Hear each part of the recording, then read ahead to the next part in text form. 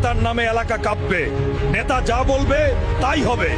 কেউ কথা বললেও জিহ্বা ছিঁড়ে ফেলবো।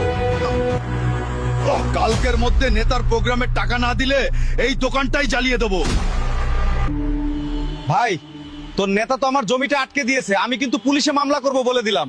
ভাইয়ের বিরুদ্ধে কথা বললে কল্লা নামিয়ে দেব। চুপচাপ থাক। ও না হলে ভিটা বাড়িটাও হারাবি। সাবাস রেড হালকা, তুই আমার বাঘ। তুই থাকলে আমার কোনো টেনশন নাই, চালিয়ে যা। শোনো, তুমি যে নেতা নেতা করে পাগল হয়ে যাচ্ছ, দেখবে বিপদের সময় তাকেই আর পাশে পাবে না।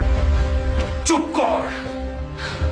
তোরা কি বুঝবি এসব? হ্যাঁ, ভাই আমাকে এমপি বানাবে, তখন দেখিস আমার পাওয়ার। সবাই আমাকে দেখে সালাম দিবে। এবারের নির্বাচনে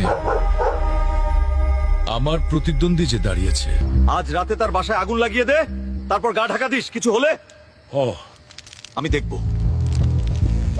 আগুন জ্বালিয়ে দে হালার বাসায়। ভাইয়ের বিরুদ্ধে দাঁড়াস, এত বড় সাহস? আমার বাড়িতে আগুন দিলি কেন তুই? তুই নেতার বিরুদ্ধে নির্বাচনে দাঁড়াইছিস, তাই তোর বাড়ি পুড়িয়ে দিলাম। বেশি বাড়লে তোকেও পুড়িয়ে দেব।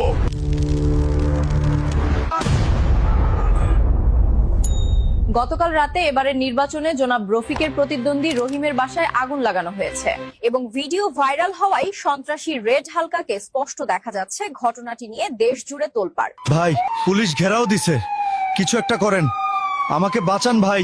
চিন্তা করিস না, ধরা দে। আমি উকিল পাঠাচ্ছি, 2 দিনের মধ্যে জামিন করিয়ে আনবো। হ্যান্ডস আপ হালকা, তোর খেলা শেষ। চারপাশে ঘিরে ফেলেছি। আমাকে ধরে লাভ নাই রে, 2 দিনের বেশি আটকে রাখতে পারবি না। 3 দিন হয়ে গেল, নেতা তো আসলো না, উকিলও তো পাঠালো না। স্যার, রেড হালকা কি আপনাদের দলের লোক? না, একজন সন্ত্রাসী কিভাবে আমার দলের লোক হয়?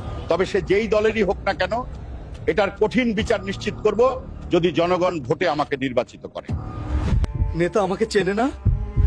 যেই নেতার জন্য আজ আমি এইখানে, সেই নেতাই আমাকে অস্বীকার করলো, টিস্যু পেপারের মতো ব্যবহার করলো। কাজ শেষ, তাই আমাকে ডাস্টবিনে ফেলে দিল। নেতার কথায় আমি বাঘ সেজেছিলাম, আজ বুঝতেছি আমি ছিলাম শুধু বলির পাঠা। আমার জীবনটাই শেষ করে দিল নেতা। নেতার কথায় লাফাবেন না। আপনার মতো হাজারো কর্মী তার চারপাশে আছে। নেতার 1000টা কর্মীর মাঝে আপনার মতো মামুলি মাস্তান মারা গেলে তাদের কিচ্ছু যায় আসে না, কিন্তু আপনার মা হারাবে তার ছেলে, আপনার বউ হারাবে তার স্বামী, আর আপনার সন্তানেরা হয়ে যাবে এতিম। নেতার জন্য জীবন দেওয়ার আগে ভাবুন, আপনার জীবনের মূল্য নেতার কাছে আছে কিনা। সুস্থ রাজনীতি করুন, কারো পা চাটা গোলাম হবেন না। জেল থেকে শুধু একবার যদি ছাড়া পাই, এই নেতার প্রতিশোধ আমি নেবই। পেজ ফলো দিয়ে সাথে থাকুন।